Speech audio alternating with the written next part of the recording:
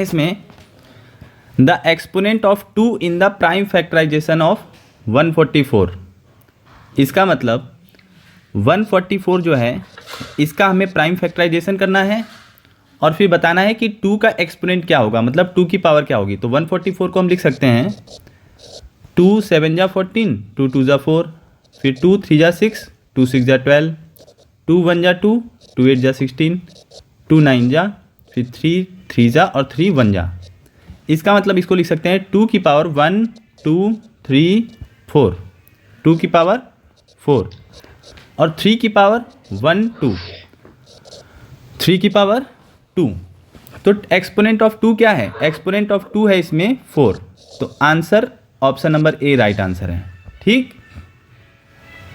Next question है the discriminant of 4x square plus 3x minus 2 equal to 0। इसका discriminant क्या होगा? तो याद करो, जब रूट इक्वल होते थे तो हम लोग एक फॉर्मूला लगाते थे ना, डी, और डी क्या होता था? वो होता था बी स्क्वायर माइनस 4ac। और ये जो डी होता है वही डिस्क्रिमिनेंट के लिए होता है। डी जो होता है वो डिस्क्रिमिनेंट ही होता है। तो हमें निकालना है बी स्क्वायर माइनस 4ac। अब इसमें ए क्या है? देखो, ए है 4, बी क्या है? बी है +3 और सी क्या है? -2। तो हमें डी निकालना है, यानी B square minus 4ac। B की जगह कर लेंगे 3 का स्क्वायर माइनस 4, ए की जगह कर लेंगे जो है 4, ठीक है, और सी की जगह कर लेंगे -2। तो यानी 3 3 जा 9 माइनस, और ये वाला माइनस और ये वाला माइनस, ये वाला माइनस और ये वाला माइनस क्या हो जाएगा? प्लस। तो प्लस का, और 4 4 जा 16 और 16 2 जा 32। तो 9 + 32 41।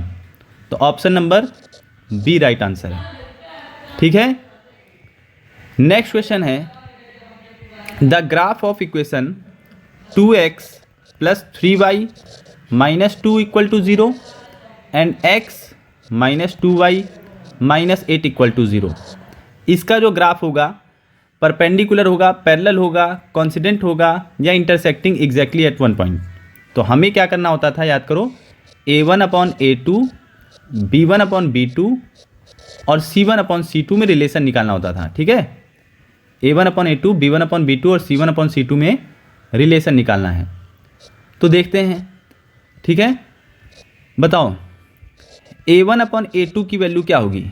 ये है a1, ये है b1 और ये है c1। इसी तरह इसका कॉफिशिएंट क्या है? कुछ नहीं है, तो 1 ही हो जाएगा। ठीक है, यानी कि यहाँ पर हो जाएगा a2, ये b2 और ये c2। तो a1/a2 यानी a1 है 2 और a2 है 1। इसी तरह b1/b2 निकाल लेंगे, तो b1 है 3 और b2 है -2। इसी तरह c1/c2 निकाल लेंगे, तो c1 है -2, ठीक है, c1 है -2 और c2 है -8। तो 2/-2 और -8, यहाँ से माइनस माइनस कट जाएगा और 2 4 जा 8, 1/4। यहाँ पर आ जाएगा, कुछ नहीं कटेगा, तो माइनस का 3/2 और यहाँ पर 2/1। तो हम देखेंगे कि जो a1/a2 है वो बराबर नहीं है b1/b2 के, है ना। और जब बराबर नहीं होता है, a1/a2 does not equal to b1/b2 होता है, तो क्या होता है बताओ? तो चूंकि a1/a2 does not equal to b1/b2 है, तो ऑप्शन नंबर सी होगा intersecting exactly at one point. मतलब ये लाइन ऐसा कुछ होगा, किसी एक पॉइंट पर इंटरसेक्ट कर रहा होगा। तो option number C right answer है। नेक्स्ट क्वेश्चन है क्वेश्चन नंबर 5। ठीक, कह रहा है रूट्स ऑफ क्वाड्रेटिक इक्वेशन, जो रूट्स हैं क्वाड्रेटिक इक्वेशन के 5, -2 है। तो क्वाड्रेटिक इक्वेशन क्या होगा? बहुत इंपॉर्टेंट क्वेश्चन। तो इसमें रूट्स जो है वो 5, -2 है ना, और हमको निकालना है क्वाड्रेटिक इक्वेशन। तो एक फॉर्मूला होता है, वो रट लो कि अगर कभी रूट्स दिया है और इक्वेशन निकालना है तो फॉर्मूला होता है x² minus sum of roots, ठीक है, और ब्रैकेट के बाहर x plus product of root, ठीक है, प्रोडक्ट ऑफ रूट्स। ठीक, तो यहां पर हमें करना क्या है, x square minus sum of root में इन दोनों को ऐड करना है। ऐड कैसे करेंगे, लिखेंगे 5 और प्लस -2 है ना, ये माइनस करेंगे तो क्या हो जाएगा बताओ, और ब्रैकेट के बाहर x plus product of root में 5 इंटू -2, समझ में आया। तो क्या करेंगे, एक्स स्क्वायर माइनस ये प्लस माइनस माइनस हो जाएगा, 5 और 2 5 -2 ब्रैकेट के बाहर x, फिर यहाँ पर प्लस माइनस और प्लस ये माइनस हो जाएगा क्योंकि मल्टीप्लाई हो रहा है, 5 2 जा 10, फिर खोलेंगे तो एक्स स्क्वायर माइनस 5 में से 2 गया तो 3x माइनस 10। ऑप्शन नंबर कौन सा है, ऑप्शन नंबर बी जो है वो राइट आंसर है। ठीक है, option number B right answer है, इक्वल टू में 0 लगा दीजिएगा। समझ में आया। क्वेश्चन नंबर नेक्स्ट जो है 7th क्वेश्चन, कह रहा है एक ट्राइंगल है, ठीक, और इस ट्राइंगल में ए बी और सी 3 वैल्यू हैं। ए बी की वैल्यू है 9 सेंटीमीटर, बी सी की वैल्यू है 6 सेंटीमीटर और सी ए की वैल्यू है 7.5 सेंटीमीटर। इसी तरह एक और ट्राइंगल है डी ई एफ, ठीक, डी ई एफ, जिसमें ई एफ की वैल्यू है 8 सेंटीमीटर और बस, और साथ में दिया है कि डी ई एफ जो है वो सिमिलर है ट्राइंगल ए बी सी के। अब देखो सिमिलर जब भी होगा ना तो उससे एक निशान बना लो कि एंगल डी जो है, डी वाला वो ए वाले के बराबर है, ठीक। इसी तरह ई वाला जो है, ई वाला जो है वो बी वाले के बराबर है, और जो सी एफ वाला है वो सी के बराबर है। तो एफ में ट्रिपल डंडी बना लेते हैं, वो एफ इसके बराबर है, ठीक। अब हमें बताना है perimeter of D E F. तो डी ई एफ के पेरीमीटर के लिए हमें डी ई एफ की वैल्यू निकालनी पड़ेगी। मान लेते हैं ये वैल्यू है एक्स और ये वैल्यू है वाई। अब जो भी दो सिमिलर ट्राइंगल होते हैं तो सिमिलर ट्राइंगल में एडजेसेंट साइड का रेशियो इक्वल होता है। इसका मतलब कि अगर हम करें A B upon B C, वो बराबर होना चाहिए D E upon E F के। तो ए बी की वैल्यू क्या है, ए बी की वैल्यू है 9, बी सी की वैल्यू क्या है 6, यहाँ पर दिख रहा है देखिए 6 और 9। इसी तरह A B upon B C हो गया। अब डी ई की वैल्यू है x और ई एफ की वैल्यू है 8, ठीक। अब हम क्या करेंगे, x की वैल्यू निकालनी होगी तो 9 इंटू 8 अपॉन 6, क्योंकि 8 मल्टीप्लाई में चला जाएगा, इक्वल टू x। 6 काटेगा तो 3 2 जा 6, 3 3 जा 9, 2 1 जा 2, 2 4 जा 8, बचा क्या 3 इंटू 4, ये हो गई x की वैल्यू। तो 3 4 जा 12 सेंटीमीटर, ये x की वैल्यू हो गई 12 सेंटीमीटर। यहाँ पर हमने रख दी, आ गया यहाँ पर 12, ठीक। अब हमें y की भी वैल्यू निकालनी पड़ेगी। क्यों निकाल रहे हैं, क्योंकि पेरीमीटर में तीनों साइड का सम चाहिए होता है। तो y की वैल्यू के लिए फिर से हम क्या कर देते हैं, जो है B C upon C A is equal to, चूँकि यहाँ पर हम बी सी से सी ए गए हैं तो यहाँ पर E F upon F D लिखना पड़ेगा, है ना। तो बी सी की वैल्यू क्या है बताओ 6, सी ए की वैल्यू क्या है बताओ 7.5, ई एफ की वैल्यू क्या है बताओ 8 और एफ डी की वैल्यू क्या है y। हमें y की वैल्यू निकालनी है। क्या करेंगे, चूंकि y यहाँ पर डिवाइड में है, उधर जाएगा तो मल्टीप्लाई में हो जाएगा, तो 6y is equal to 8 into 7.5। तो y अकेला छोड़ेंगे तो 8 इंटू 7.5 अपॉन 6, 2 4 जा 8, 2 3 जा 6, 3 1 जा 3, 3 2 जा 6, 1 बचा और 3 5 जा 15। तो हो गया हमारा y की value, y equal to 4 into 2.5, और 2.5 को 4 से मल्टीप्लाई करेंगे तो 4 5 जा 20, 4 2 जा 8, 9 10, तो 10.0 सेंटीमीटर, बेसिकली 10 सेंटीमीटर आ गया। इसका मतलब कि जो हमारा y का वैल्यू है वो आ गया 10, ठीक। अब हमें निकालना था पेरीमीटर, तो पेरीमीटर कैसे निकालेंगे? पेरीमीटर जो होता है किसी चीज़ का वो क्या होता है? तीनों साइड का सम, ठीक है। तो perimeter equal to D E plus E F plus F D. D E की वैल्यू क्या थी?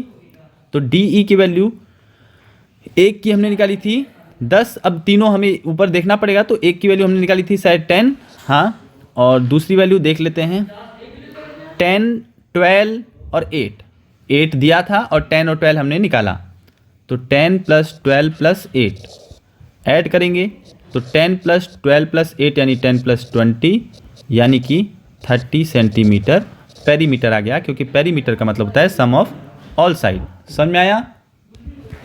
ठीक है। नेक्स्ट क्वेश्चन है, ये भी बहुत इंपॉर्टेंट क्वेश्चन है। कह रहा है कि एक फिगर दिया है इस तरह से ट्राइंगल का, ठीक। इस ट्राइंगल में एक पैरेलल लाइन दिया है, ठीक, पैरेलल लाइन है ये, रुक जाइए।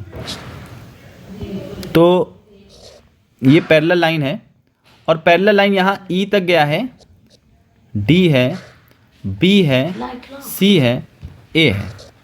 अब कह रहा है कि ए डी की वैल्यू दिया है 2, डी ई की वैल्यू दिया है 3, ई की वैल्यू, ई ए की वैल्यू है 3, तो हमें निकालना है सी ई, यानी ये वाली वैल्यू निकालनी है यहाँ से यहाँ तक। इसको मान लेते हैं एक्स। अब चूंकि हालांकि इसमें पैरेलल लाइन नहीं दिया है, सॉरी, इसमें दिया है कि ये एंगल इस एंगल के बराबर है। तो कभी भी अगर कोई एंगल बराबर होगा, जैसे एंगल ए डी ई बराबर है, अगर इक्वल है ए बी सी के, तो बाय अल्टरनेट करस्पॉन्डिंग एंगल, कौन सा एंगल ये होगा? Corresponding angle by corresponding angle, ठीक है। करस्पॉन्डिंग एंगल से क्या हो जाएगा? ये लाइन डी ई जो होगा वो पैरेलल हो जाएगा बी सी के, क्योंकि पैरेलल होता है तो करस्पॉन्डिंग इक्वल होते हैं, करस्पॉन्डिंग इक्वल होता है तो पैरेलल होता है। अब ये पैरेलल जब हो गया तो हम जानते हैं कि किसी ट्रायंगल में अगर एक लाइन पैरेलल है तो उनके एडजेसेंट साइड का रेशियो इक्वल होता है, कई बार हमने बताया है। इसका मतलब A D upon D B equal होगा ए ई अपॉन ई सी के। ए डी की वैल्यू क्या है? ए डी की वैल्यू है ए डी की वैल्यू है 2 अपॉन डी बी की वैल्यू है 3, ए ई की वैल्यू है 3 और ई सी की वैल्यू है x, वही निकालनी है। x यहाँ डिवाइड में है, जाएगा तो मल्टीप्लाई में, और मल्टीप्लाई में जाएगा तो क्या हो जाएगा? जो है 2x इज इक्वल टू 3 से मल्टीप्लाई होकर 9, तो x is equal to 9/2 divide करेंगे, 2 4 जा 8, 1 बचा, 2 5 जा 10, 4.5 centimetre is the answer. Option number A is the right answer, ठीक है। नेक्स्ट क्वेश्चन, क्वेश्चन नंबर 9 का है। एक सर्कल दिया है, ठीक, और इस सर्कल पे 2 पेयर ऑफ टेंजेंट दिए हैं, ठीक। टेंजेंट थोड़ा सही बना लेते हैं। 2 पेयर ऑफ टेंजेंट दिए हैं, इसमें सेंटर से सर्कल के एक यहाँ लाइन ज्वाइन की गई है जो सी पॉइंट पे मिलता है। हम जानते हैं ये रेडियस है और रेडियस हमेशा टेंजेंट से 90 डिग्री एंगल बनाता है, ठीक। और ये लाइन दिया है 15 सेंटीमीटर, ठीक। और कभी भी किसी ट्रायंगल में 90 डिग्री हो तो पाइथागोरस थ्योरम को अप्लाई करता है। साथ में इसकी रेडियस दिया है 9 सेंटीमीटर, ठीक। और पूछा क्या है? B C plus B D. ये बी सी और बी डी की वैल्यू पूछा है। एक चीज़ समझ लेना कि बी डी जितना होगा उतना ही बी सी होगा, मतलब बी सी की वैल्यू निकाल लें और दोगुना कर दें तो बी डी आ जाएगा। तो सबसे पहले हम लिखेंगे in triangle O C B. O C B में हाइपोटेनस क्या है? 90 डिग्री के सामने वाला, यानी O B. O B square equal to O C square plus C B square. O B की वैल्यू क्या है? नहीं पता, नहीं, ओ बी की वैल्यू तो है 15, ओ बी की वैल्यू 15, ओ सी की वैल्यू 9, सी बी की वैल्यू नहीं पता। 15 का स्क्वायर 225, 9 का square 81 plus C B square. 81 इधर जाएगा तो 225 minus 81 equal to C B square.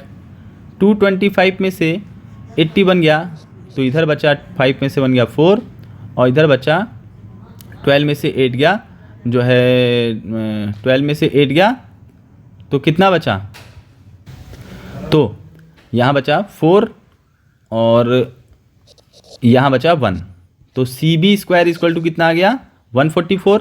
ये स्क्वायर हटेगा तो रूट लगेगा, 144 सी बी की वैल्यू आ गई और 144 किसकी वैल्यू होती है 12 की, अंडर रूट 144 12, तो सी बी इक्वल टू आ गया 12 सेंटीमीटर।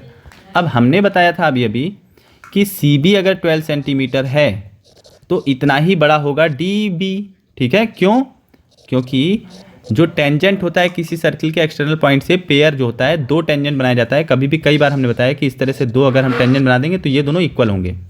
तो अगर हमें निकालना है वैल्यू किसकी, जो है B C plus D B की, ठीक है, तो वो होगा 12 + 12 यानी कि 24 सेंटीमीटर।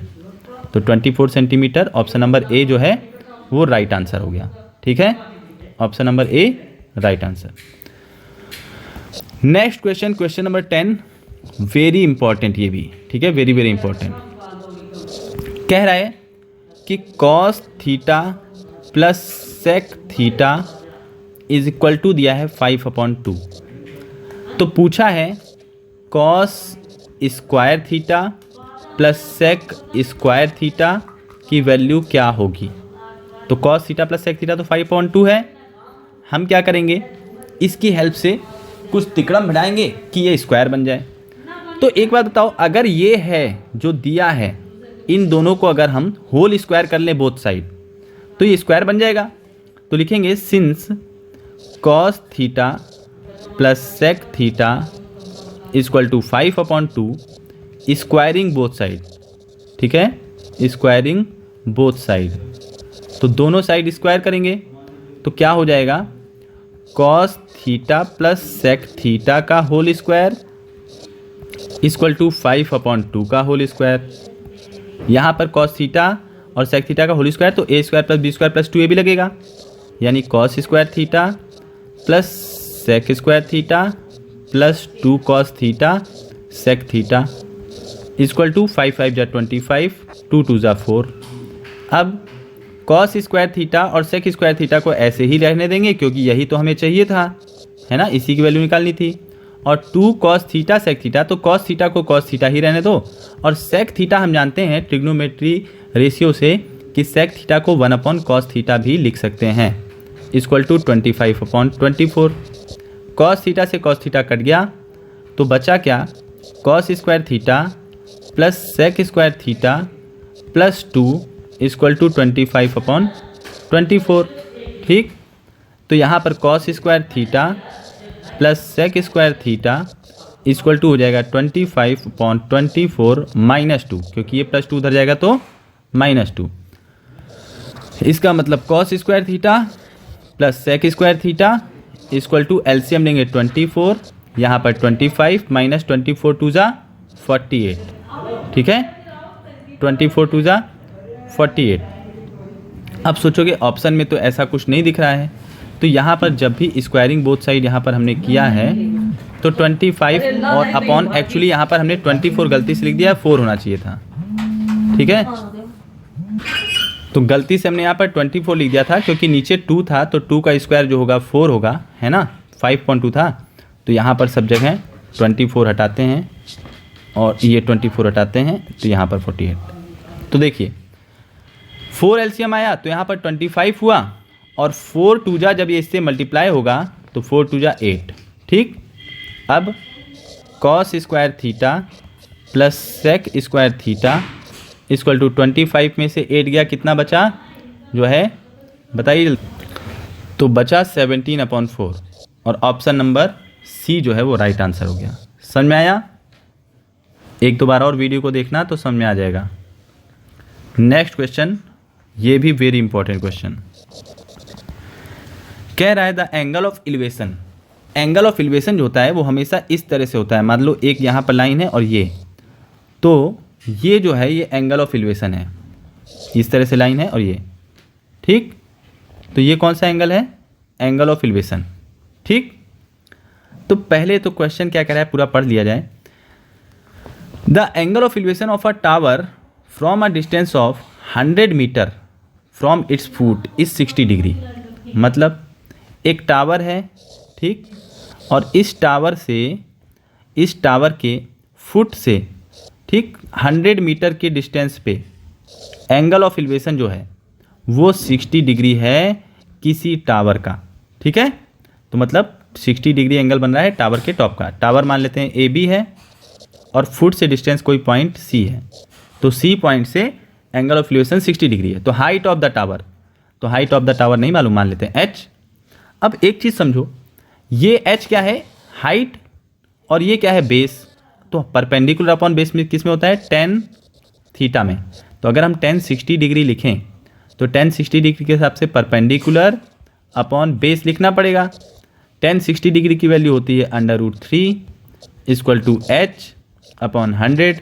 100 इधर गया मल्टीप्लाई हुआ तो √3 × 100 = हो गया h, जिसे कह सकते हैं 100√3 भी। ठीक है, 100√3 जो है मीटर = हाइट। आई होप कि समझ आ गया होगा। ठीक है,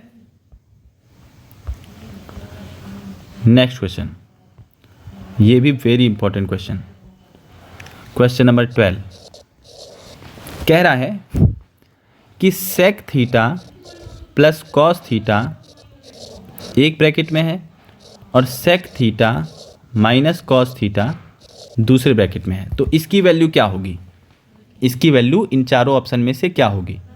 ठीक, कोई दिक्कत नहीं, हमें कभी भी सेम चीज़ हो, एक बार a + b हो, एक बार a - b हो, तो एक फॉर्मूला होता है a² - b² वाला। इसमें दिख रहा है sec theta plus cos theta, sec theta minus cos theta, तो a + b a - b, इसका मतलब हो जाएगा sec² theta plus minus cos² theta. तो sec² theta minus cos² theta लिख सकते हैं। देखेंगे क्या कोई ऑप्शन है, नहीं है ऑप्शन, कोई बात नहीं। यहाँ पर दूसरा चीज़ हम क्या कर सकते हैं कि इन सब ऑप्शन में से sec थीटा के, देखिए कल परसों हमने आइडेंटिटी बताया था, जैसे कि sec² theta minus tan² theta = 1 था, तो sec² थीटा को 1 + tan² थीटा लिख सकते हैं, लिख सकते हैं कि नहीं। हाँ, इसी तरह cos² थीटा को 1 - sin² थीटा लिख सकते हैं। ठीक है, हो गया। तो दोनों की वैल्यू रख लेते हैं।